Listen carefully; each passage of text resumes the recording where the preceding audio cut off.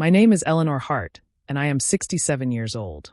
For most of my life, I have carried myself quietly, the way one does after decades of being the responsible one. The one who pays the bills, who keeps records tidy, who answers calls even when she's tired. I have 2 adult children, Michael and Dana, both in their 30s, and a granddaughter who lights up my world more than sunrise on warm mornings. After retiring from teaching high school English, I settled into a calm rhythm. Gardening at dawn, tea by the window, reading memoirs in the afternoon. Life wasn't fancy, but it was peaceful. And peaceful, at my age, is worth more than gold. Still, I've always believed life has a way of tapping your shoulder when it wants to test you. And in the spring of last year, that tap became a firm tug. It began innocently enough. My son, Michael, stopped by more often than usual. He'd sit at my kitchen table, his leg bouncing restlessly while he talked about the new business venture he and his sister had been dreaming up.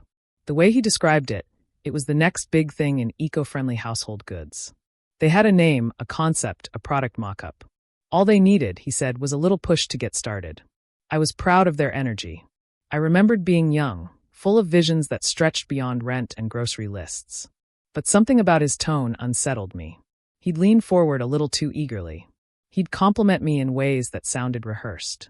I'd observe his eyes, how they flicked not at me, but around the room, as though inventorying my life. Dana called soon after, speaking with the same oddly formal sweetness, the kind adult children use when they want something but aren't ready to admit it. She brought over dinner one night, which she hadn't done since her 20s. She was nervous. She laughed too loudly. When she asked about my retirement account, she did it with the same forced nonchalance someone might use to ask about the weather.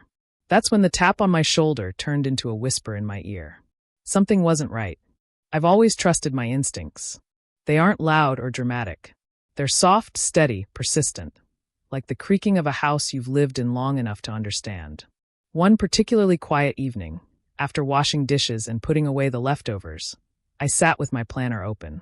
I saw the numbers I had worked decades to save.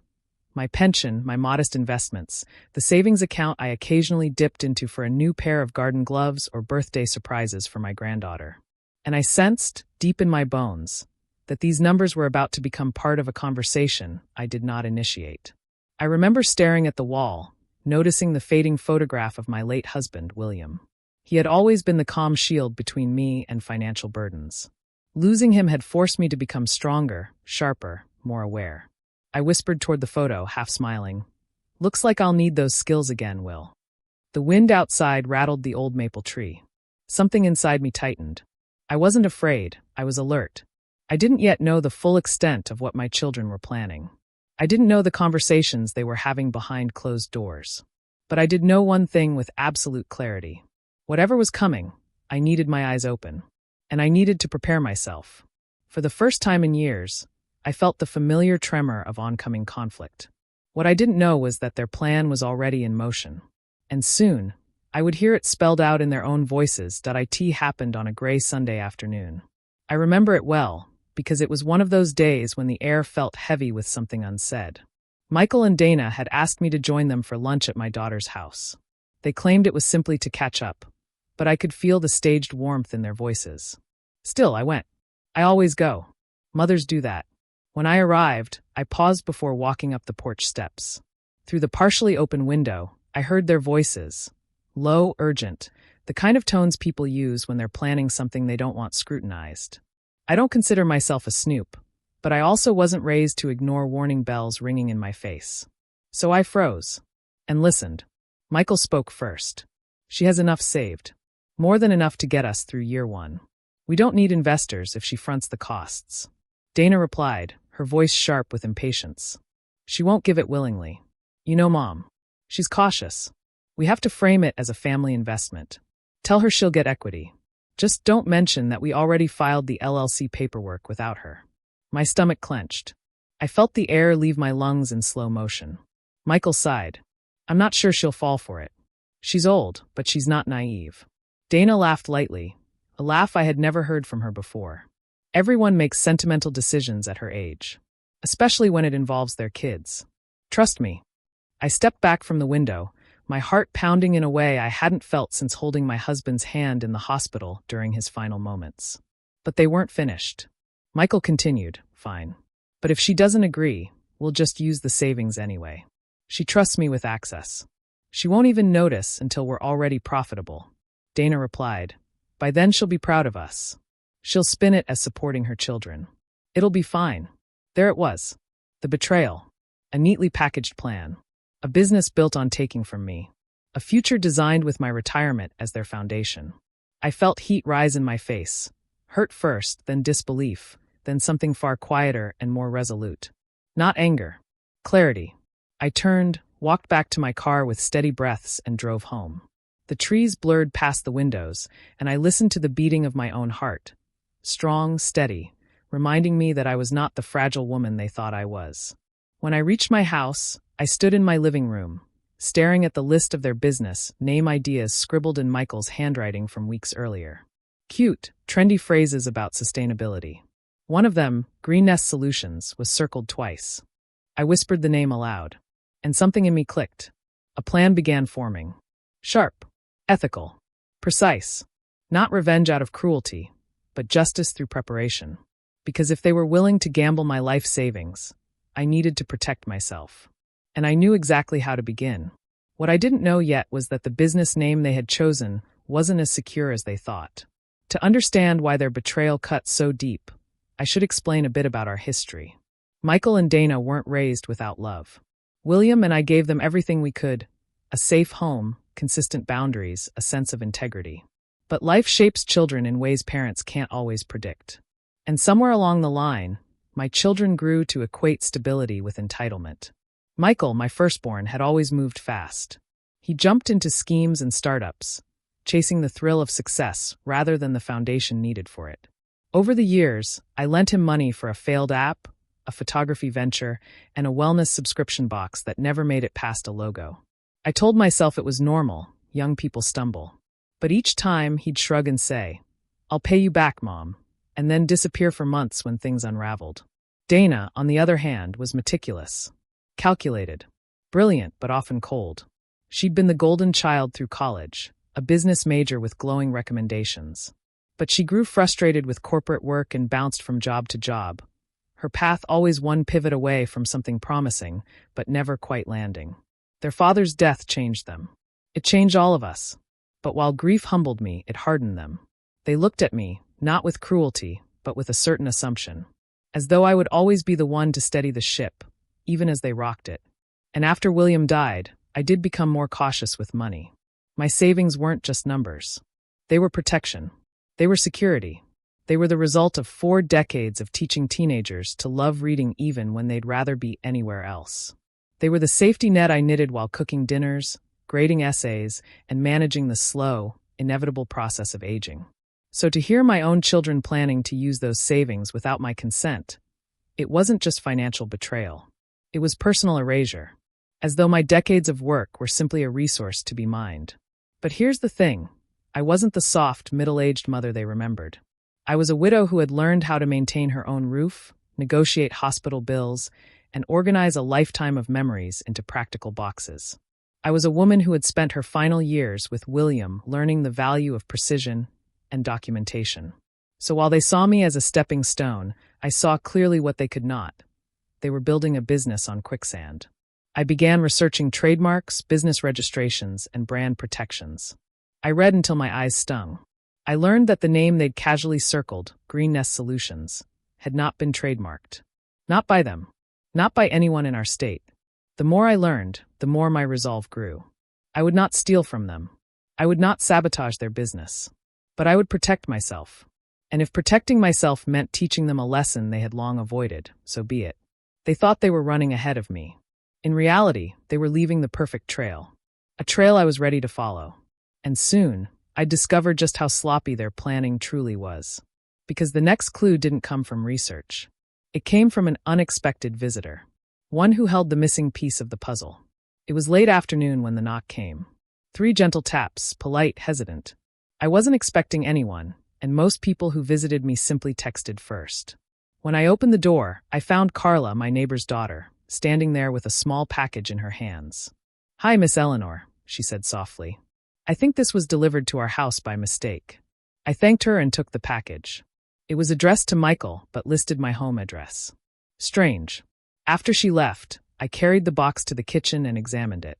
The return label bore the name of a graphic design studio, one Michael had hired months ago for a previous project. Curiosity nudged me.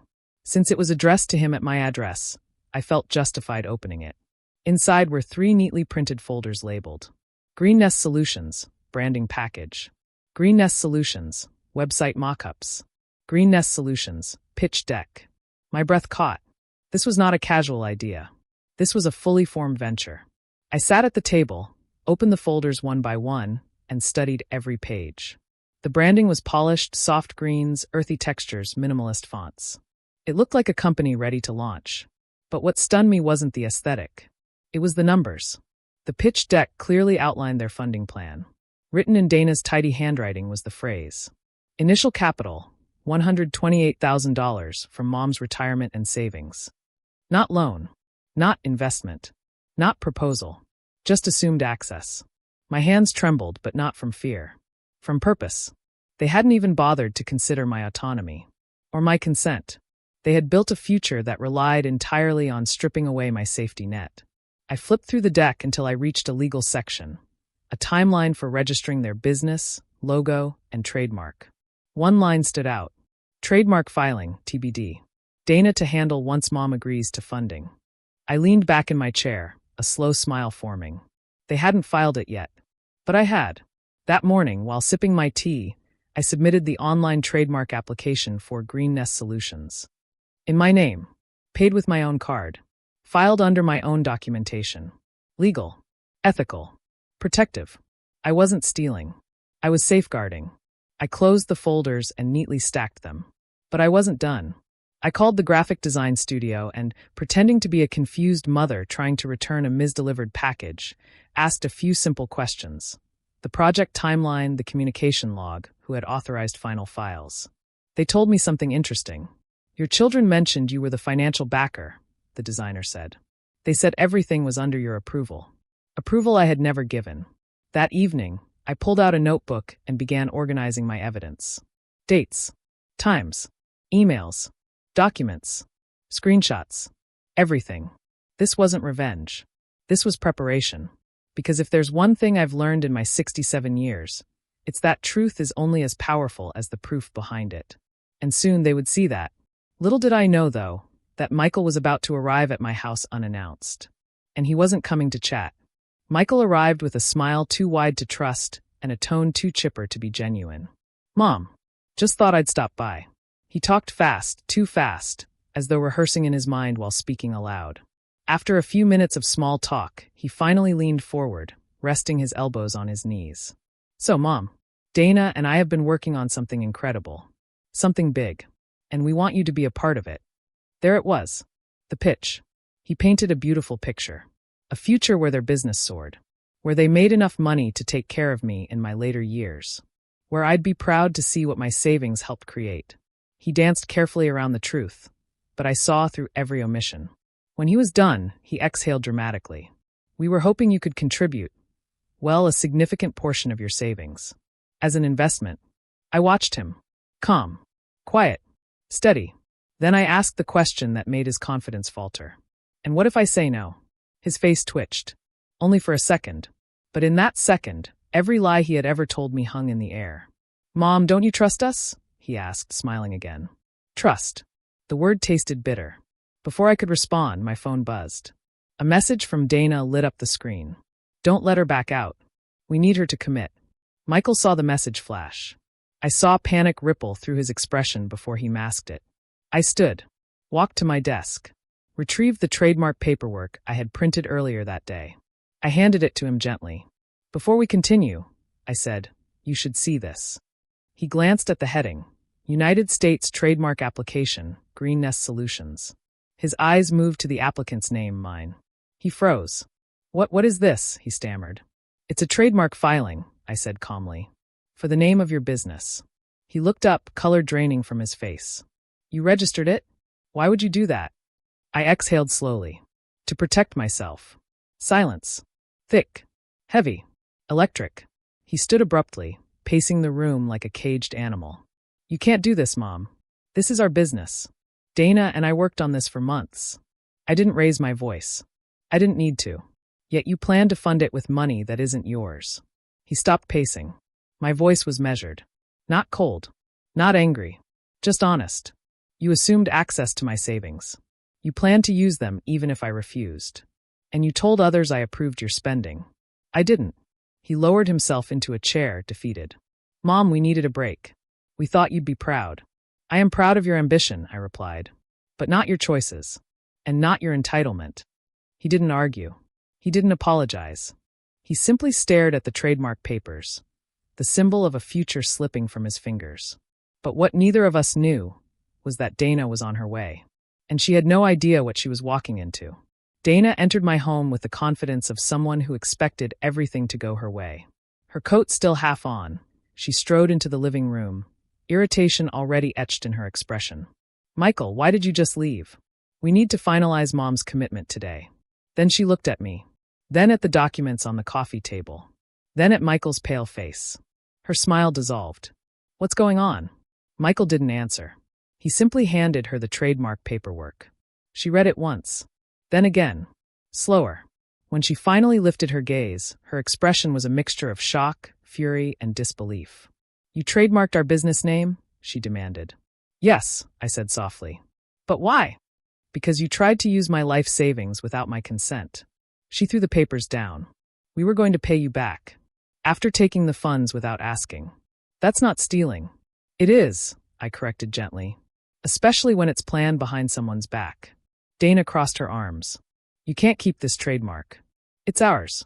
We built the brand. You don't even understand the business. I understand betrayal, I replied. And I understand protection. Dana's voice rose. So this is your revenge? No, I said, looking her directly in the eyes. This is accountability. I watched her carefully, how her breathing quickened, how her chin lifted, how she convinced herself of her own righteousness. You're being dramatic, she snapped. This is a family business. Families support each other. Support is not the same as sacrifice, I replied. Michael rubbed his forehead. Mom, just transfer the trademark to us. We'll give you equity. A percentage. I shook my head. You built a business assuming you could take from me. You filed documents without my involvement. You told designers I was backing you. You planned funding without my permission. You manipulated my trust. Neither spoke. Both stared. And for the first time, I saw not my children, but two adults forced to face the consequences of their choices. I am not transferring the trademark, I continued, but I am willing to license it to you. Legally. Properly. With clear terms. You will pay a small monthly licensing fee. You will keep your finances separate from mine. And you will operate ethically. Dana's mouth dropped open. We're your children. Which is why I am offering terms, I said calmly. If you were strangers, I'd simply decline. Silence. Dana turned away, shaking. Michael sunk into the couch. The air felt thick, but also different, as though the truth had carved a space we hadn't acknowledged before. Finally, Dana spoke, quiet, defeated. We can't afford a licensing fee. That, I said, is a business problem, not a personal one. She swallowed hard. And for the first time that day, she whispered, I'm sorry. But apologies, I knew, were only the beginning. They still had a choice to make. And the consequences were just beginning to unfold. In the days that followed, my children avoided me. No calls. No messages. Just silence, the uncomfortable kind people use to avoid accountability. I used that time carefully. I finalized my trademark confirmation. I organized all my evidence, emails, notes, screenshots. I visited a small business attorney for a consultation. Not to sue them, to protect myself. The attorney, a calm woman with silver hair and sharp eyes, reviewed everything. When she finished, she leaned back and said, You were wise to act early, Eleanor. And you were generous to offer them a licensing agreement. Most parents in your situation would have gone further. I didn't want revenge. Just boundaries. A week later, Michael called. His voice was thick with exhaustion. Mom, Dana and I talked. We want to meet. They arrived together, subdued and serious. No rehearsed charm. No confident smiles. Michael spoke first. We're moving forward with the business. But we won't use your money. And we'll sign the licensing agreement. Dana nodded, avoiding my eyes. We're applying for grants and small business loans. It'll take longer, but We understand now why you did what you did. I studied their faces. For once, I saw humility. Real humility. We sat at the table and reviewed the agreement line by line. They signed. I signed. It was official. Mom, Dana said softly, we shouldn't have assumed your savings were ours. That was wrong. I nodded. It was. Michael swallowed hard. And we're sorry. I know, I said gently. And I meant it. We weren't healed. Not completely. But the first step had been taken. In the months that followed, Green Nest Solutions launched, slowly, responsibly, ethically.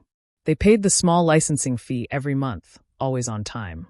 They built their business with real effort, not shortcuts. And they improved. As for me, I felt safer than I had in years. Because justice doesn't always roar. Sometimes it is quiet, measured, patient. And sometimes it looks like a mother protecting her dignity. It has been a year since the day I registered the trademark. A year since my children's plans collided with my boundaries. A year since I realized independence doesn't have an expiration date. I sit now on my porch, watching my granddaughter chase butterflies through the yard. Michael and Dana are inside, discussing inventory logistics with a seriousness that makes me smile. Their business is stable, not booming, not explosive, but steady. Honest. Earned. And our relationship is healing. Slowly, but truthfully. I reflect often on what happened. Not with bitterness, but with clarity. Because betrayal, I've learned, doesn't always come from enemies. Sometimes it comes from the people we raised, the people we love, the people who forget that generosity is a choice, not an obligation. But I don't tell this story as a warning. I tell it as a reminder. Protecting yourself is not unkind. Setting boundaries is not selfish. Documentation is not distrust, it is wisdom. And when life presents us with a moment that threatens our stability, we have every right to stand firm. My children learned that accountability doesn't destroy relationships, dishonesty does. And responsibility rebuilds them. As the sun dips low and my granddaughter's laughter fades into the evening air, I'm reminded that peace comes not from avoiding conflict, but from facing it with fairness and courage. So if you're watching or listening to this story, I ask you, have you ever had to protect yourself, even from someone you love? And what did it teach you about strength? Thank you for spending this time with me. This is Eleanor Hart, and this was the story of how I reclaimed my voice and my future.